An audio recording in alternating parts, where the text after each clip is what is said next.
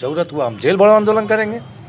बढ़ाइए अपना जेल की दीवारी, जो चार दीवारी है उसको और ऊंचा कीजिए, उसका दायरा भी बढ़ा लीजिए, क्योंकि हमारी आबादी जो है यहाँ तकरीबन अगर 35 से 40 करोड़ है, तो हम 20 करोड़ नौजवान जो है जेल जाने के लिए तैयार। आपकी प्रॉपर्टी को हड़प लेंगे, आपको नमाज नहीं पढ़ने देंगे, आपको जो आपके घर छत पे नमाज नहीं पढ़ सकते हैं, मस्जिद के बाहर नमाज नहीं पढ़ सकते हैं, लाउड स्पीकर पे अजान नहीं हो सकती है, अपने पहचान के साथ सड़क पर नहीं घूम सकते हैं, दाढ़ी टोपी रख के जो है मस्जिद मदरसे में नहीं जा सकते हैं। आप जो है किसी हॉस्पिटल में जो है जॉब करने वालों को टारगेट करते हैं कि दाढ़ी टोपी लगा के आप जो है हॉस्पिटल में जॉब नहीं कर सकते हैं, सरकारी कार्यालय में जॉब नहीं कर सकते हैं, कहीं जो हिजाब पे जो रोका जाता है। जो इमारतें सरिया में हर जगह है, हमारे आपके बीच में भी है, तो वो इमारतें सरिया में उसके जो पालतू लोग हैं उन्हीं लोगों ने उन्होंने भी कहा नीतीश कुमार को भरोसा दिलाया, कहाँ अपने कई टिकट पिछले बार उन्होंने दिया था, कहीं भी वो नहीं जीते मुसलमान कैंडिडेट। नीतीश कुमार से जिनको आप लोग वोट देते हैं वो लोग तो आपके धरना प्रदर्शन में तो दिखे थे, तेजस्वी यादव जी दिखे थे। हम तो कहते हैं कि एक बार कहिए नीतीश कुमार से कह देंगे मुसलमान उनको वोट नहीं देते हैं, मुसलमानों का वोट नहीं चाहिए, बात खत्म हो जाएगी। मस्जिद के मामले पर आप उनके साथ नहीं रहे, आपने उनका विरोध किया, गुजरात वाले मामले में आपने जो है खुल के विरोध किया। तो जब हर मामले में आप विरोध करते हैं, सांप्रदायिक मामले में आप भाजपा से अलग रहे हैं, डेवलपमेंट के मामले में आप भाजपा के साथ थे, आज तो आपने जो नतमस्तक कर दिया, आप उनकी विचारधारा को पी चुके हैं और अपने कार्यकर्ताओं को पीछा। पूंजी की किलकारी इनके यहाँ नतीजे हैं चमत्कारी। बांझपन की समस्या से छुटकारा चाहिए तो सिवान की जानी मानी महिला प्रसूति व बांझपन रोग विशेषज्ञ डॉक्टर वंदना कुमारी के पास आइए। यहाँ 24 घंटे इमरजेंसी सेवाएं उपलब्ध है। पता है Vandana maternity care clinic, Pooja medical hall, doctor Ramaji Chaudhary से 100 कदम पूरब डॉक्टर्स कॉलोनी सिवान। का स्वागत है। पूरे देश का आजकल का जो मुद्दा है वक्फ संशोधन बिल, अलग अलग जगहों पे देश के अलग अलग कोने में अलग अलग संगठन जो आपका धरना प्रदर्शन कर रहा है। इसी बीच में ऑल इंडिया जो आपका बोर्ड है, मुस्लिम पर्सनल बोर्ड है, उसके तहत सीवान पटना के गर्दनी बाग में एक धरना प्रदर्शन रखा गया था। वो सब आप लोगों ने देखा था, कई उसमें विपक्ष के नेता भी दिखे थे। साथ ही साथ आपको अलग अलग देश में आपको मुद्दा आपको देखने को सुनने को मिलता होगा कि अपने छत के ऊपर आप नमाज नहीं पढ़ सकते हैं। ऐसे कई मुद्दे हैं जिस पर हम लोग अभी सनाउल्लाह जी से जुड़ने की कोशिश करेंगे, जो सोशल एक्टिविस्ट हैं। आपको पता है कि जो आपका जो CA NRC के टाइम में जब सीवान में आंदोलन हुआ था, जो संविधान बचाओ संघर्ष मोर्चा के तहत बैनर तले जो आपका जो आंदोलन हुआ था, उसमें बहुत सारे लोग लीड कर रहे थे, उसमें सनाउल्लाह भी जी थे। तो इस तरह के टॉपिक पे ऐसे जो सोशल एक्टिविस्ट हैं, सामाजिक आदमी हैं, उनकी राय लेना बेहद ज़रूरी हो जाता है। जी बताया जाए। अभी हम आज के बारे में बता दूं, आज के मौजूदा वक्त में देश में जो हालात है, हर तरह से मुसलमानों पे हमला किया जा रहा है। पहले था कि मॉब लिंचिंग हुआ, मुसलमानों को झूठे मुकदमे में फंसाया जाता था, मॉब लिंचिंग में मार दिया जाता था, इस तरह की घटनाएं होती रहती थी। आज के डेट में क्या है, कभी गौ तस्करी के नाम पर मारा जाता था, आप क्या खा रहे हैं, क्या पी रहे हैं, क्या पहन रहे हैं, इस मामले में मुसलमानों को टारगेट करके मारा जाता था। अब क्या है कि धार्मिक स्थलों पर डायरेक्ट हमला, मस्जिद पे मीनार पे चढ़ जाना, मस्जिद के सामने जाकर नारेबाजी करना, गाली गलौज करना, मुसलमानों को बद्दी गालियाँ देना, ये सब चीज़ें जो आम बात हो गई है। और उसके अलावा क्या है कि अब सरकार एक नया बिल लेकर आई है, वक्फ संशोधन बिल,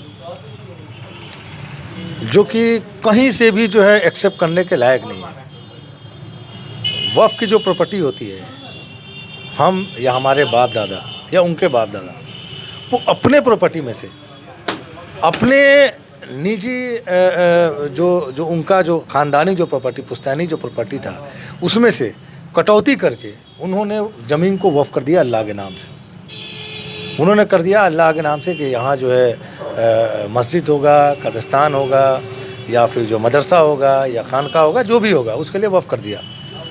वो प्रॉपर्टी का, उस प्रॉपर्टी में हस्तक्षेप करने वाला, उसका मालिक बनने वाला ये सरकार के जो लोग होंगे या DM, ये कौन लोग हैं? वो हमारे प्रॉपर्टी में क्यों आएंगे? वो तो किसी का निजी प्रॉपर्टी है नहीं। वो ऐसा तो है नहीं कि सरकारी प्रॉपर्टी में हमने कब्जा किया है या फिर जो किसी सरकार ने हमको दान में दिया है।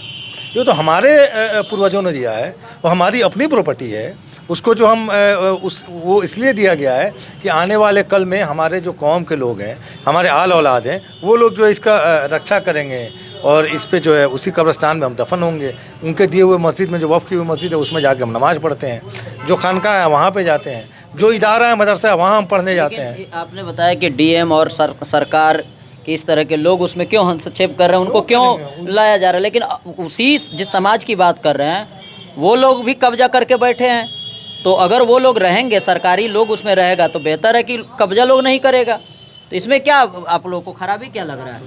सरकार में जो कब्जा जो करके बैठे हुए हैं, जो भी वफ़ से जुड़े वो लोग हैं, तो बिल्कुल इसमें कोई इनकार नहीं है कि कब्जा करके नहीं बैठे हुए हैं, तो उस पर कार्रवाई होनी चाहिए।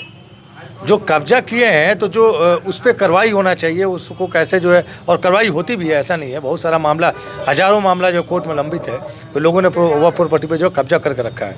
ये कब्जा करने का मामला नहीं है, पूरा हड़पने का मामला है। सरकार क्या करेगी, हमारी प्रॉपर्टी का जो है मालिक वो सरकार खुद बनना चाहती है, वो आपकी प्रॉपर्टी का, जो हम किसी हालत में बर्दाश्त नहीं करेंगे।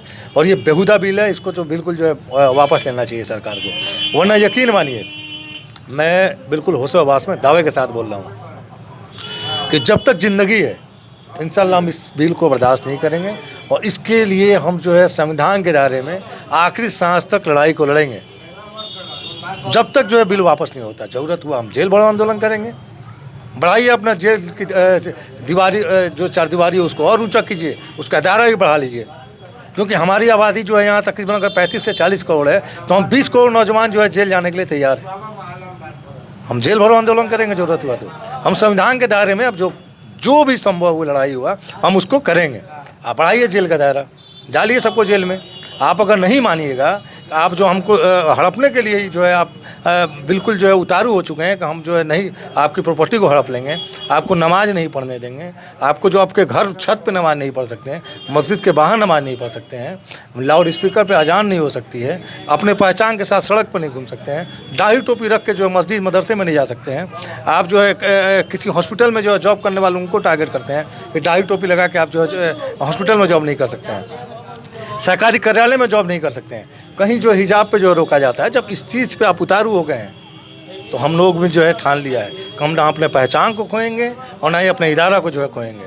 इसके लिए हम लड़ेंगे। हम कह रहे हैं कि ज़रूरत पड़ी तो इंशाल्लाह जो है अगर जो है सरकार जो बैक नहीं होती तो हम लोग जेल भरो आंदोलन करेंगे, चाहे जो भी संभव हुआ संविधान के दायरे में वो लड़ाई को लड़ेंगे और आखिर सांस तक लड़ेंगे। सरैया में भी आज प्रशासन काफ़ी चर्चा में है। प्रशासन में देखिए हर तरह जो है हमारी कौम की जो हालत है, ऐसे थोड़ी जो हमारी इतनी बदतर हालत है। कौम के अंदर जो बैठे हुए जो गद्दार टाइप के लोग हैं, वो लोग जो है कहीं ना कहीं उनकी गलतियों की वजह से ये कौम जो है बार बार रुसवा होती है।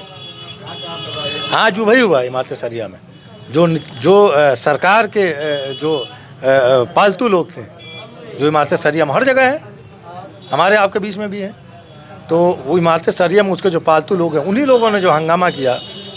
और उसके बाद जो है साजिशन जो है वहाँ पुलिस आई, वहाँ ऐसी भी खबर है कि वहाँ जो है कुछ मारपीट भी हुई, अल्लाह बेहतर जाने, ऐसा खबर है।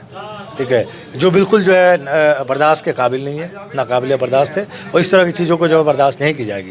क्यों बौखला गए हैं नीतीश कुमार? आप जो है हमसे इतना नफरत है, वह बिल के आप जो है समर्थन कर रहे हैं, हम आपके अफ्तार में क्यों जाएंगे? आज जब अफ्तार का विरोध कर दिया इमारत सरिया ने, तो आपको बौखलाहट किस चीज़ की है? आप जब हमारे साथ नहीं है तो हम भी आपके साथ नहीं है, किसी हालत में हम आपके साथ नहीं है। जो हमारे साथ रहेगा हम उसके साथ खड़े होंगे। आप हमारे साथ नहीं है, हम आपके अफ्तार में नहीं जाएंगे, आपके किसी भी प्रोग्राम में नहीं जाएंगे। आप हमारे मुख्यमंत्री हो सकते हैं, ठीक है, हमारे जो है कौम के आप रहबर नहीं है। हाँ, ये राज्य के मुख्यमंत्री है, संवैधानिक पद हम उसको रिस्पेक्ट करते हैं, इसलिए कि आप मुख्यमंत्री हैं। आपको भी अपना दायरा समझना चाहिए। आप लोग भी जिसकी बात कर रहे हैं, आप लोगों ने भी कहाँ नीतीश कुमार को भरोसा दिलाया? कहाँ आपने कई टिकट पिछले बार उन्होंने दिया था, कहीं भी वो नहीं जीते मुसलमान कैंडिडेट। नीतीश कुमार से जिनको आप लोग वोट देते हैं वो लोग तो आपके धरना प्रदर्शन में तो दिखे थे, तेजस्वी यादव जी दिखे थे। हम तो कहते हैं कि एक बार कहिए नीतीश कुमार से, कह देंगे मुसलमान उनको वोट नहीं देते हैं, मुसलमानों का वोट नहीं चाहिए, बात खत्म हो जाएगी। ये बात जो आप बोल रहे हैं, बोलिए नीतीश कुमार से, बोल देंगे मुसलमान उनको वोट नहीं करते हैं, मुसलमानों का वोट नहीं चाहिए। अच्छा, मुसलमान उनके नेता ललन सिंह तो बोले थे ना। अरे तो जब ललन सिंह बोले थे वोट नहीं देते हैं, आज जब उनको वोट नहीं, तो बौखलाहट किस चीज़ की है? तो एक्सेप्ट कीजिए, सोइए आराम से। तो हम अफ्तार का बहिष्कार कर रहे हैं तो कोई बौखलाहट हो रही है? इमारत सरिया में पुलिस भेजने का और साजिश करने का फिर क्या मतलब है? आप रहिए, आप फिर आप आरएसएस के एजेंडे पे जा रहे हैं। आपका हश्र क्या होने वाला है मैं बता दूं नीतीश कुमार जी, आपका हश्र ये होगा कि आप पूरी तरह से आरएसएस और भाजपा के एजेंडे पे जो है जाके नतमस्तक हो चुके हैं। आने वाले कल में जब आप जो पूरी तरह हिंदुत्व में जब आप विलुप्त हो जाइएगा, उसके बाद आप हिंदुत्व में आज जो है विलीन हो गए हैं, आने वाले दिनों में आपकी पार्टी जो विलुप्त हो जाएगी, भाजपा और आरएसएस में आप रंग गए हैं। आने वाले कल में जब आपकी कोई विचारधारा नहीं होगी, जो आप लोहिया की बात करते हैं, जो अम्बेडकर की बात करते हैं, जब लोकनायक जयप्रकाश नारायण की बात करते हैं, जब संविधान की बात करते हैं, वो सब जो बात करते थे वो बातें अब नहीं रही हैं। अब आरएसएस की बात और आपकी बात जो है बराबर है। तो मेरे हिसाब से अब आपकी ज़रूरत नहीं होगी, क्योंकि आपने अपने लोगों को जो आरएसएस के विचारधारा का जो है पढ़ा दिया, लिखा दिया। कुछ दिन बाद, इस चुनाव से पहले या उस चुनाव के बाद आपकी ज़रूरत नहीं होगी। आपके लोग जो आरएसएस और बीजेपी के मानसिकता को अपना चुके हैं, उसके बाद जो आपकी पार्टी ख़त्म हो जाएगी, या आप विलय कीजिए या ना कीजिए, आपके लोग जो आरएसएस के साथ जा चुके हैं। आपका जो पहले का मामला था, आप वही शख्सियत हैं जिन्होंने जो है सबसे पहले जो है नरेंद्र मोदी का विरोध किया था, और किसी भी सांप्रदायिक मामले में आप भाजपा का आरएसएस के साथ नहीं रहे। आपका आज से गठबंधन नहीं था नीतीश कुमार जी। नीतीश कुमार और जदयू का गठबंधन बहुत पुराना है। शरद जी थे, आप थे, बहुत सारे नेता लोग थे। आप लोग का जदयू का संगठन बहुत पुराना है और बहुत पुराना आपका गठबंधन हुआ करता था। लेकिन बाबरी मस्जिद के मामले पर आप उनके साथ नहीं रहे, आपने उनका विरोध किया। गुजरात वाले मामले में आपने जो है खुल के विरोध किया। तो जब हर मामले में आप विरोध करते हैं, सांप्रदायिक मामले में आप भाजपा से अलग रहे हैं, डेवलपमेंट के मामले में आप भाजपा के साथ थे, आज तो आपने जो नतमस्तक कर दिया, आप उनकी विचारधारा को पी चुके हैं और अपने कार्यकर्ताओं को पिला चुके हैं। तो आपकी ज़रूरत क्या है पर भाजपा को? अब भाजपा आप कब्जा कर लेगी, आपकी ज़रूरत ख़त्म हो गई फिर। जी चलिए, बिल्कुल वीडियो ख़त्म करेंगे। आप लोग भी अपनी प्रतिक्रिया कमेंट के माध्यम से दे सकते हैं। बने रहें, देखते रहें अलग अंदाज।